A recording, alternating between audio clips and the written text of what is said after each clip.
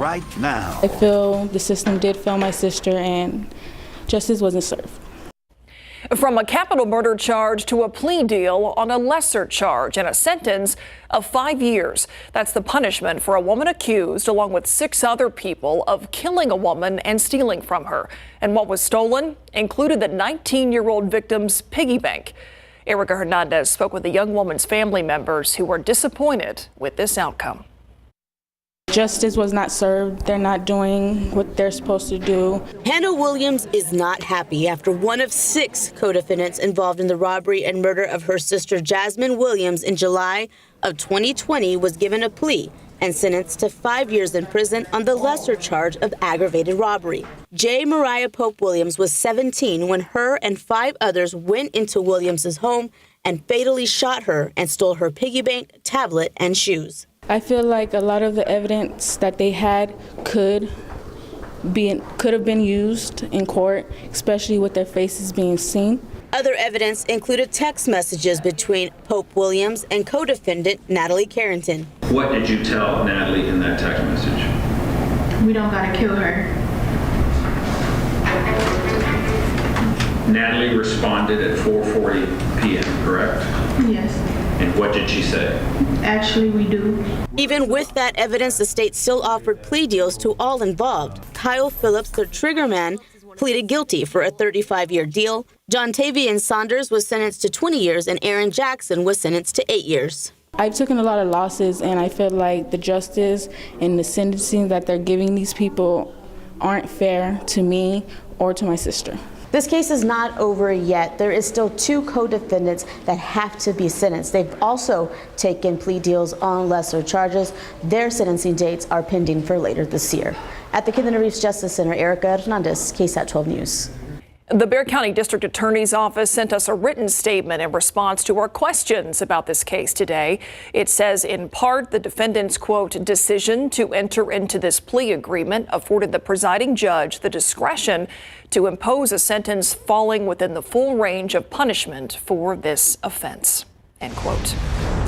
Police officers responding to a domestic violence call ended up shooting a 19-year-old man this morning. This happened around 2 a.m. on Culebra Road, not far from St. Mary's University. According to San Antonio Police Chief William McManus, officers got that call about a man hitting his girlfriend with a pistol. Police at the scene said they heard shouting inside the apartment when they walked in. The man walked out of a room pointing a gun at officers, according to SAPD, and that's when officers shot him. Suspect turned toward the officer with a pistol pointed at the officer. Officer fired twice. Suspect was struck. The police came in, said, "Show me your hands, show me your hands." I knew what he was going to do. I knew he was going to point the gun at them, so I just sat back and just let it happen. That woman you just heard from was the man's girlfriend, the woman who police say was attacked with that pistol. We're not identifying her. At last check, the man shot by police was still in the hospital. Now, we do want to mention, if you or someone you know needs help in an abusive relationship, we have a long list of resources on ksat.com/domestic violence. Tonight, we have an update on the battle over a Schertz PD canine officer. The police officer who worked with that canine for nearly a decade will now get ownership of that dog. We first brought you this story about a month ago. According to a Facebook post from Jason Hanley, the Schertz police chief is now allowing Mador the canine to medically retire. Hanley's post says he is grateful his former partner will get to enjoy his remaining years with Hanley and his family. He says he should have legal ownership over Mador sometime next month. If anyone could be deemed the winner of San Antonio's $3.7 billion budget approval yesterday, Animal Care Services would likely be the favorite. ACS got its biggest ever jump in funding and the largest by proportion of any city department this year, 33%. Garrett Berger talks with the ACS director about the pressure now to live up to that investment. ACS has a lot more in its budget bowl this year. Now it will be a question of how well they can put $28.5 million and 29 more employees to use, especially with the city's plans to keep pumping in more money. If we fall on our sword in year one year 2 may not look like it's planned. ACS has laid out numerous targets for next year. More spay and neuter surgeries, nearly halving its response time for bites, ensuring more owner compliance with dangerous dog restrictions, getting more animals to rescue organizations or adopted by new owners straight off its campus, and starting on a 2-year plan to respond to all its critical calls for things like animal cruelty or aggressive dogs. Right now, it's less than half. How confident are you're actually going to be able to reach all of those? I feel really strong about them. But with the money to do it comes the pressure to get it done. That's the blessing and the curse of getting what you're asking for. The department unveiled a new strategic plan around the time an elderly man was killed in a brutal dog mauling on the west side.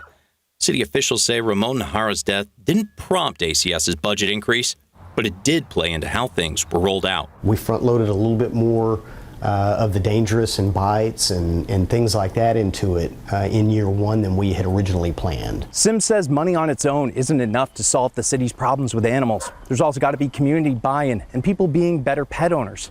That means things like not letting your dog run loose. It's going to take effort from the city. If you want a safer city, it starts with you. Garrett Berger, KSAT 12 News.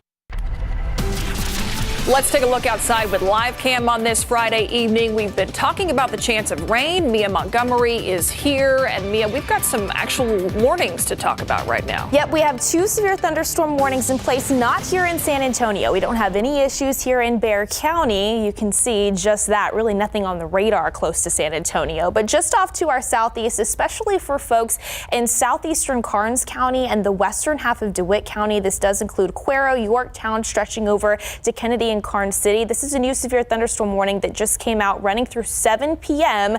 This particular storm, yes, a lot of lightning, so that's something we'll monitor for Friday night plans, but it's also capable of producing wind gusts upwards of 60 miles per hour. This is moving farther off to the southeast at about 20 miles per hour, so that's going to be approaching the Goliad and Victoria areas, but also a second severe thunderstorm warning that just came out for Eagle Pass. This one also running through 7 o'clock. These storms that developed over the mountains of Mexico slowly working their way across the Rio Grande northeast at about 10 miles per hour, also capable of 60 mile per hour wind gusts, as well as the potential for quarter-size hail. So it is very isolated out there, but the storms that we do have definitely packing a little bit of a punch. It will continue to be isolated throughout the remainder of the evening, so not a bad idea to keep the rain gear handy should you briefly need to use it. As we head into tomorrow, we also have another potential for some hit or miss storms. So coming up in a little bit, we'll get you the latest version of Futurecast and what we can expect with that in just a few, Myra.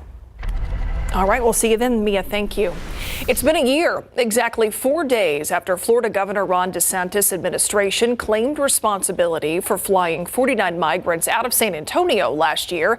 The Bexar County Sheriff's Office launched a criminal investigation. Our Jonathan Cotto has found out BCSO has now concluded that investigation and now is waiting on a deliberation from a grand jury to find out if a felony offense has been committed. At present, the case is with the DA's office. 12 months ago, the Bexar County Sheriff's Office filed a criminal case with the Bexar County District Attorney's Office in connection with the transportation of 49 migrants from San Antonio to Martha's Vineyard by Florida Governor Ron DeSantis' administration. The information that we have to this day and what we believe occurred is that these folks were duped into getting onto those planes. Salazar says they were given a one-way ticket out of Texas under false promises. I think that they were promised a job and the answer to all your prayers and a place to live, and life is so much better when you get to where we're going. Upon arriving at Martha's Vineyard, Salazar says these migrants were on their own. Some of them went into full-on panic mode because they realized that everything they had been promised was in fact not there waiting for them.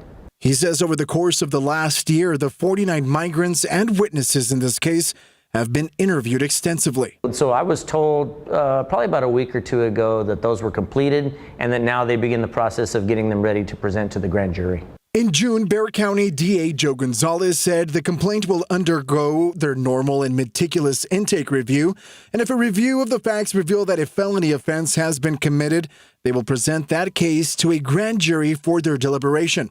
The 49 migrants, mostly from Venezuela, could now potentially be eligible for permanent residence through a U visa, a visa given by the United States government to victims of crime. I hope that they get their version of justice, each and every one of them. Jonathan Cotto, KSAT 12 News. Happening right now, the Senate is deliberating in the Ken Paxton impeachment trial. Deliberations began around noon today in Austin. Lieutenant Governor Dan Patrick says senators have until 8 o'clock tonight to deliver that verdict. He says if his office does not hear anything by then, they can stop and come back tomorrow at 9 a.m. We'll have the very latest as we follow this on KSAT.com. Remember this video? Water crashing through the Dunlap Dam. That was nearly 4 years ago, believe it or not. But now people living along the dry Lake Dunlap are slowly starting to see water levels rise once again. The lake went dry 4 years ago when that century-old dam collapsed. A $35 million steel dam now stands in its place. People living along the lake agreed to tax themselves and pay off a 30-year bond to rebuild the dam so it can last for years to come. Water from the Guadalupe River is slowly trickling back into Cindy Jenkins' marshy backyard. We can see the progress, and we're happy just to see it coming up little by little. The Dunlap Lake Water Improvement and Control District says it will take about 2 to 3 months for the lake to return to normal water levels. Let's take a look at traffic. Friday night during the 6 o'clock commute, Highway 281 at the quarry, the southbound lanes heading towards downtown. Those are the ones that are slow going right now. Northbound lanes, everybody zipping along. I still remember songs and I'm like, wait, how do I even know that song? You just been hearing it your whole life. Coming up in our next half hour, today marks the start of Hispanic Heritage Month. At 6:30, our Jesse Degollado talks with musicians young and old about how the accordion is instrumental in Spanish music and how a nonprofit is preserving that unique sound. And then coming up after the break, are you an organ donor? If you'd like to become one, we have volunteers standing by and waving enthusiastically right now at a KSAT community phone bank to answer your questions. Up next, we will speak with a woman whose life was saved thanks to an organ donation.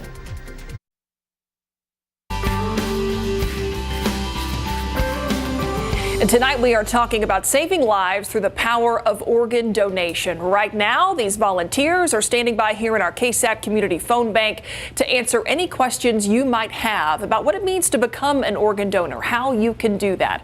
And joining me right now is Dot De La Rosa. You are a lung transplant recipient. Before we tell your story, I want to make sure people know that phone number. Take a look at the bottom of your screen there, 210-351-1363 to call and get your questions answered. And the phones are now ringing. Wonderful. That's just like we like it. Okay, Dot, you received a lung transplant 13 years ago. Yes, ma'am. Safe to say you would not be here had you not been given that gift? That's correct. I was on oxygen 24/7. I was in a wheelchair. My mom was wheeling me around. I mean, literally gasping for air. Oh, yes, my ma'am. goodness. You know, I think when people think about signing up to be an organ donor, you might associate that with your driver's license, right? There's the box on the back that says you are or not. But can you sign up anytime, whether you have any plans to go to the DMV anytime soon? I urge you, please sign up. But you could go to donatelifetexas.org or TOSA1.org. Very simple. What about qualifications to be a donor? Who can do that? Anyone is qualified. It doesn't matter how old you are. It doesn't matter what nationality you are. It doesn't matter what race you are. It doesn't matter what religion you believe in. Anyone is eligible. And I know when I was reading your story, you remembered that your good news was a loss for someone else. But that is part of continuing to give in somebody's legacy. Yeah, I mean, it's bittersweet. As I celebrate these 13 years, Myra, I also know that there's someone that is mourning the loss of their loved one. So my only way to honor my donor is by being right here, trying to raise awareness and to live for that person, to have that person live with me. And I think that has brought some solace to some families, knowing that their loved one's organ lives on in someone else. Yeah, and that's a beautiful continuation in somebody's honor. Dot, thank you so much for being here. Thank you, the people who have already called. I mean, these ladies are busy. The number 351-1363. Our call takers will be here through 7 o'clock tonight to get your questions answered about how you can give the gift of life. All right, we're going to All right, let's get you the latest on the radar because, yes, we are still monitoring some very isolated activity out there. It's not going to be for everybody this evening, but if you are fixing to step out the door for any Friday night plans, it wouldn't hurt to at least take the rain gear with you and keep it in the car should you briefly need to use it. But I do want to get you an update on those 2 severe thunderstorm warnings that we were talking about a little bit earlier in the newscast. You can see nothing here for San Antonio. These warnings are well south of the San Antonio area, but here's the first severe thunderstorm warning. Again, this includes the far southeastern portions of Karnes County and the western portions of DeWitt County, including Cuero, Yorktown, stretching over to the Highway 181 corridor there near Kennedy. This runs through 7 p.m. Plenty of lightning associated with this cluster of storms. It is moving farther off to the southeast at about 20 miles per hour, closing in on the Goliad area. Here's your timeline depending on how this holds together. Andrew closer to about 6:40 p.m. for that estimated time of arrival. Goliad closer to the top of the 7 o'clock hour. So we'll keep tabs on that. A few more isolated showers there near and just east of the I-35 corridor near Cotulla. And then this second severe thunderstorm warning that does include the city of Eagle Pass out there in Maverick County. That also runs through 7 p.m. This storm slowly working its way farther up to the northeast at about 10 miles per hour, also capable of some wind gusts upwards of 60 miles per hour and some quarter-size hail. So if you are near those yellow polygons, a good idea to head indoors and wait for those storms to pass. You can see throughout the remainder of the evening, at least closer to Bexar County, we are expecting coverage to be pretty limited and isolated. As we head into the overnight hours, it also is possible that we see another round start to develop across our far western counties. And then that takes us into our Saturday. For the morning, just an isolated chance for a few lingering showers. But notice as we head into the afternoon, especially after lunchtime, another round of some hit or miss thunderstorms possible, all depending on how the activity comes together and develops farther off to our northwest. But it is expected to move farther southeast. We'll keep tabs on that through the afternoon. Again, not for everybody here either, but just keep the umbrella in the car should you briefly need to use it. Notice your temperatures. These are going to be very rain dependent tomorrow. We're going to start off near about 74 degrees by 7 a.m., 82 by lunchtime. But if we do see some of that scattered rain and storm activity push through the area, it is possible that we struggle to break the 90-degree mark for the first time in months. So we're also going to be keeping tabs on the thermometers pretty closely out there. Again, especially the farther south you go, a few low 90s certainly possible, but it is looking to be pretty close, at least here in the San Antonio area. And of course, this follows the rain and storm activity that we saw move in overnight. I woke up to a little bit of thunder overnight. Maybe you did too. Castroville cashing in on about half of an inch of rain, 1.41 in Hondo. Zooming this into southern Bexar County, 0.26 in Adkins, about 0.05 of an inch in Floresville, and 0.33 over on the southwest side at Kelly. This is not going to be drought busting, but of course, any little bit helps. Latest drought monitor still shows that we have plenty of drought in place. Now, until then, if you are fixing to step outside, for those that haven't cashed into any of the rain, it is steamy out there. It feels like 102 here in San Antonio. Check out Kennedy, though. Only 76 degrees for the actual air temperature. Here's a look at your weekend forecast. Sunday, a 20% chance for a few isolated showers. Coverage expected to be lower than tomorrow. Temperatures a bit warmer because of that, in the low 90s. And then Myra, we are going to see high pressure take back over next week, which means those rain chances come down and temperatures warm back up into the mid 90s. All right. Thank you, Mia. Nice to see some folks getting rain, but good thing it's not a washout because we got some football to play. Mary Rominger is here in the studio and you guys are hitting the road. Yes, we are hitting the road. I can't believe it's already week 4 of the high school football season. But this week we bring you to Kerrville as Tivy football gears up for a meeting with Marble Falls. The matchup featured in this week's big game coverage road trip. Plus, NFL Week 2 injury updates as it pertains to the Cowboys and Texans.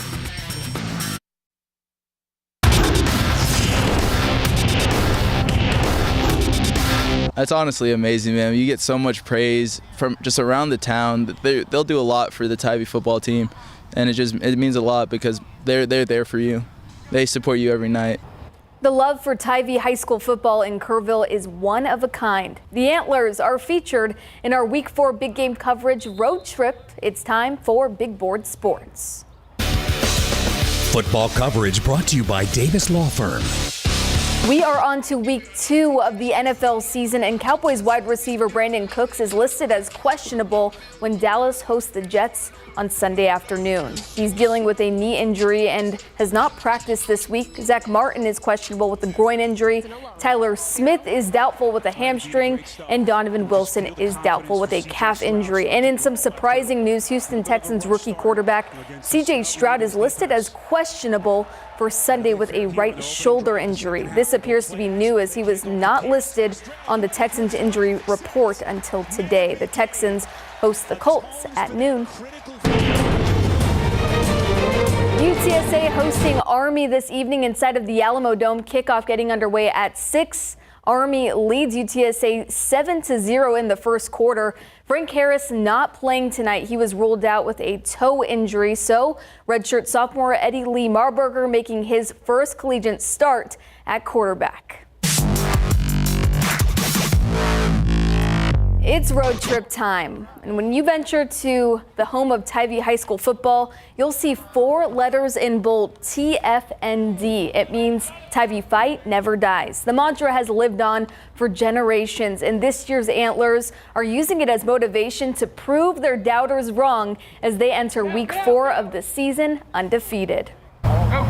When Kerrville Tybee and Marble Falls kick off at Antler Stadium, it'll be one of the last opportunities for both teams to gear up for their district competition. As Tybee chases consistency to its game, the Antlers are taking advantage of their matchup with Marble Falls, who draws some parallels to their Week 5 opponent, Liberty Hill. I think their offense is the main thing. They run that real tight slot T really, and they run it, which I think is perfect to set us up for district because next week we play Liberty Hill, who runs the same type of offense.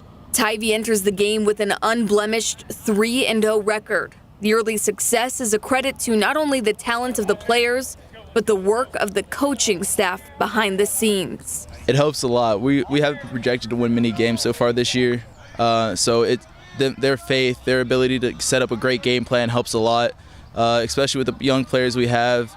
Just them leading us just is helping us do great things so far this year. The Antlers have high aspirations of making a deep playoff run, and they'll be looking to the defense to make that happen as the offense works to find its stride. Defensively, we had some kids who played a lot of football in the past, and that's where our strength is right now. They're holding everything together and letting the offense mature a little bit. All right, here's a look at our road trip route. Tybee hosting Marble Falls, then Comfort welcomes Brackett to town, and closest to home, Gregory Portland is in Bernie. Dragon Stadium, the host side of our BGC Game of the Week. RJ Marquez and David Sears are live on the field ahead of kickoff between Southside and Southwest. How is it holding up out there, guys? Oh my God, Mary, we are just trying not to melt, honestly. We saw the Paleta guy or Paleta kids walking by with some ice cream, and we were like, yeah, you guys need to bring that cart over here, David. I'm telling you, I don't know where they went, but we got to find them here in a minute. And I'm also looking for the water boy. Do they still have water boys? You don't have. I mean, I was a water boy one time. Yeah, definitely want to hydrate tonight. And again, this game tonight, Southside versus Southwest, a big matchup here in the district. Both of these teams in contention to win this district title. And if you were a KSAT Pigskin Classic fan and you watched those games or you were at the Alamo Dome, you remember seeing Southside taking on Somerset. That was a good battle that morning, and that was the early game that day, wasn't it? So so everybody was just waking up that day. But Southside put out a good show. They lost that one, but they've won 2 since then. So it's a 2-1 against a 3-0. That's right. Yeah, Southwest undefeated here. You know, we were hoping to see the Dragon maybe breathe a little fire, but we don't need that out here. It is way too hot. Yeah, we're in fire. So we're gonna send it back to Myra. It's hot out here. Yes, it is hot. Yeah. How's it in there, Myra? Is it cool? Everything all right in there, Myra? We got to get our Friday night team here some shades, right? Can we hook them up with some? Thank you, guys. Coming up after the break, the art of the accordion. Hear from the musicians about the accordion and about how it's just as important to Spanish music now as it ever was and how that sound is being preserved.